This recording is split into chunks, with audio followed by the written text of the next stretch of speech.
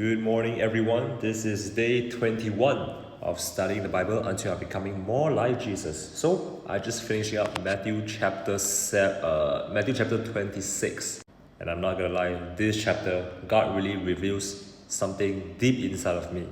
And the thing is my ego and my self-confidence. This chapter teach me the danger of self-confidence, and the danger of relying on our own emotional strength for too long. Okay, one good example. When Jesus and his disciple went up to the Mount of Gethsemane, the Jesus warns them, says that, always pray, keep an active prayer, because the spirit is willing but the flesh is weak. That's why the disciple keep falling asleep when Jesus went up to the mountain and pray to the Lord. And for example, for Peter as well, he keep telling the Lord, he says that, God, I will not abandon you, even if it's cost my life. But Jesus expose him, shows that Jesus exposes human weaknesses and human limits like all of us have, saying that before the rooster crows, Peter will deny him for 3 times.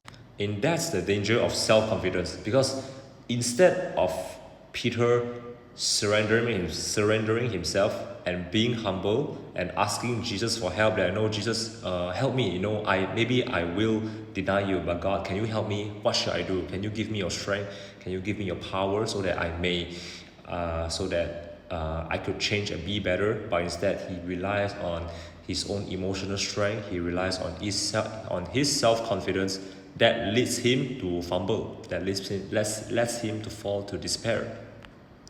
So it really relates to my life as well, because I have high self-confidence in myself, which means I have huge ego in myself as well. I believe in myself too much that I don't believe in God, that I choose to rely on my own emotional strength. I keep telling myself and I keep telling people around me that I can do it, I'm not tired, I can do it, I'm strong. But deep down I'm not. So we know that God knows our limit, but it is the surrendering part is what we as believers have to do. We have to accept that, okay, me, I have my own limits, I have my weakness, I cannot forgive people easily, I'm not good in giving accountability, I'm not good in leading people, I'm not good in this, I'm not good in that. So by humbling myself, I told God, I'm weak, God, I have limits, I cannot do this, God, please help me, I need you. I cannot rely on my own. If I rely on my own self, it will only fall to despair. It will only fall to something that is not good, bad outcome or bad situation. So I have to rely on God. The spirit is willing, but the flesh is weak. So always keep an active prayer so that we will not fall into the temptation, whatever the temptation, lust, money, and maybe ego or our own self-confidence. And I think another thing that stood out to me is when the guards comes to seize Jesus and to bring him to the court.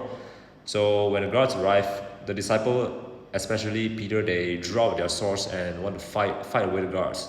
But Jesus warned them, and Jesus told them that whoever lived by the sword died by the sword. I think this have a deeper meaning as well. Is that one thing is that they choose to surrender into their own emotions and not trusting in God's his journey to the cross and saving the humanity. So if you live by Christ, you will die with Christ. You will die for Christ. You will be together with him.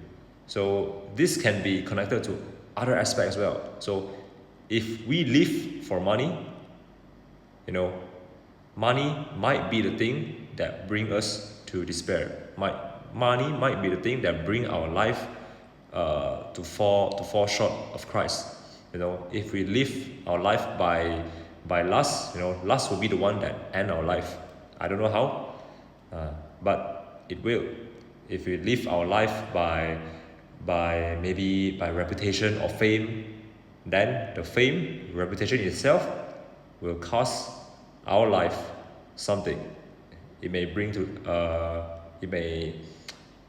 our life to something that's not good, you know. If you live by the sword, you die by the sword. You live by money, you die by money.